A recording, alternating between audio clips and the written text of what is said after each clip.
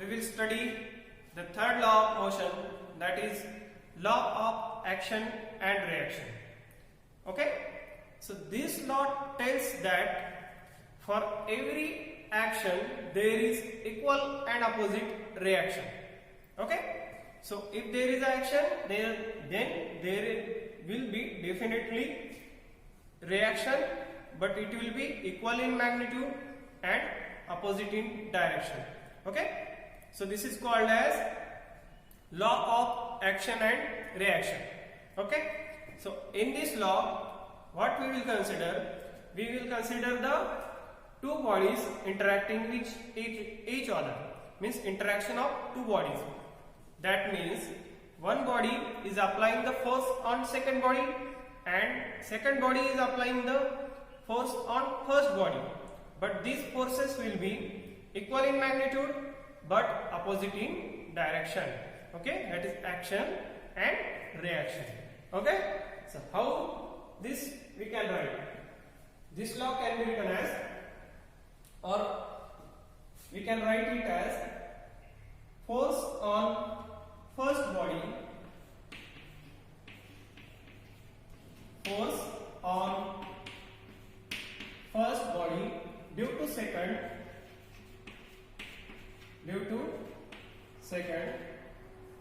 is equal to minus of force on second body due to first body.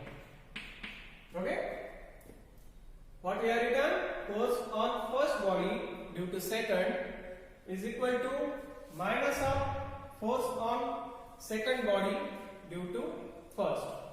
So we can write it as the symbol, that is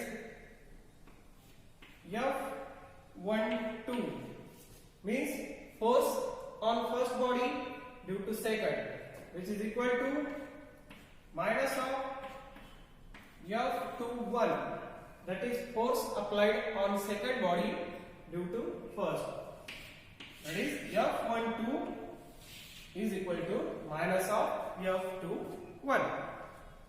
Okay, this is the law of action reaction, or this is two bodies. This is the condition when two bodies are interacting with each other. Okay, but just now we have seen the second law of motion. So this law tells that, or law of force, that tells that force can be defined as the rate of change of momentum. Okay, so that is F12 can be written as, how we can written F12 in terms of momentum, that is F12 is equal to dP1 by dt, where P1 is the momentum of first body. Similarly,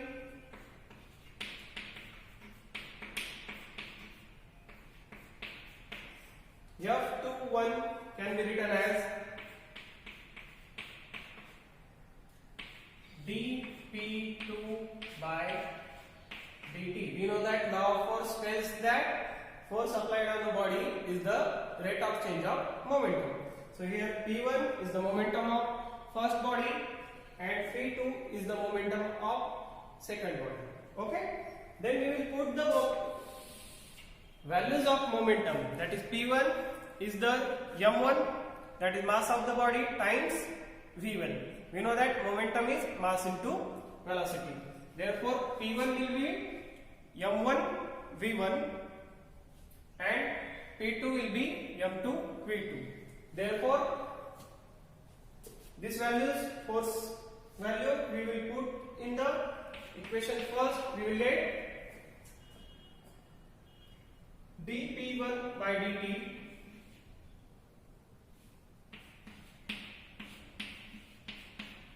is equal to minus of dP2 by dt. Okay, so just we will put the value of momentum P1, that is m1 v1, that is mass of the first body, and v1 is the velocity of first body.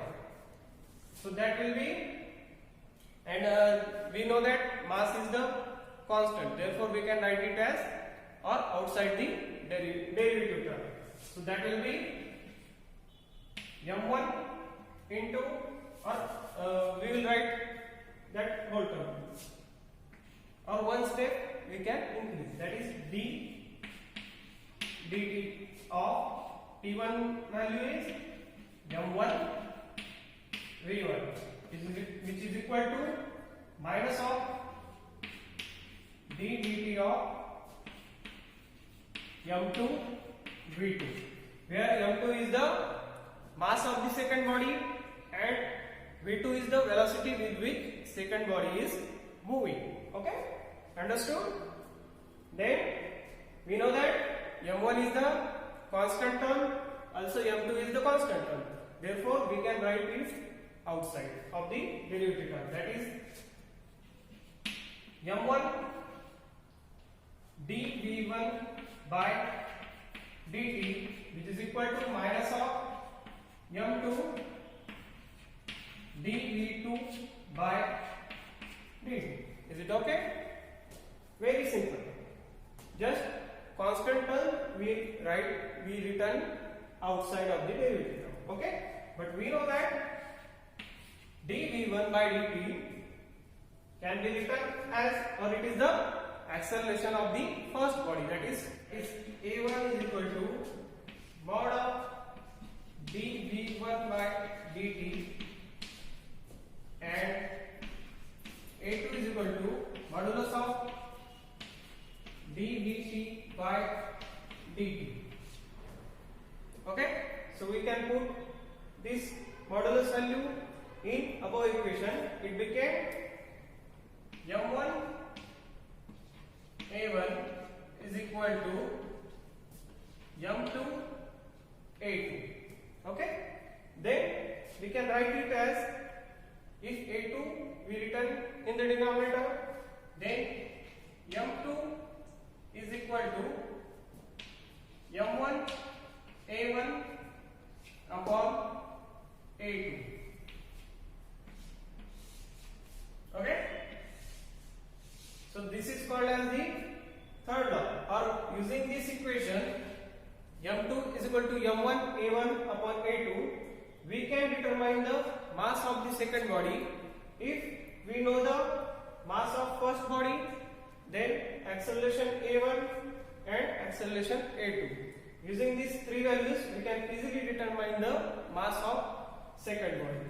Okay, so this is the simple third law of motion, that is law of action reaction. Once again I am telling, this law tells us that for every action there is equal and opposite reaction. Then what we have considered? We consider the interaction of two bodies. Means one body is applying the force on second body and second body is applying equal and opposite force on first body. So F12 is equal to minus F21, but force is rate of change of momentum.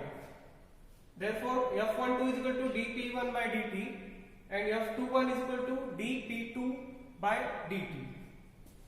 We put this in equation first, we get dP1 by dt is equal to minus of dP2 by dt. Okay, then we put the value of momentum, that is mass into velocity. P1 is equal to m1 v1. Similarly, P2 is equal to m2 v2. Then we return here m1 is the constant term. We can write outside the derivative term. Therefore, m1 is equal to dv1 by dt is equal to minus of m2 into dv2 by dt. Okay, but we know that rate of change of velocity with respect to time t is the acceleration term. Then we take the modulus of that term, acceleration, then a1 is equal to modulus of dv1 by dt and a2 is equal to modulus of, that is magnitude of dv2 by dt. We put this in our equation, we get m1 a1 equal to m2 a2. Then a2 can be written in the denominator. Then remaining is the m2, which is equal to m1 a1 upon a2. That is, if we know the value of first particle's mass its acceleration and acceleration of the second body, then we can easily determine the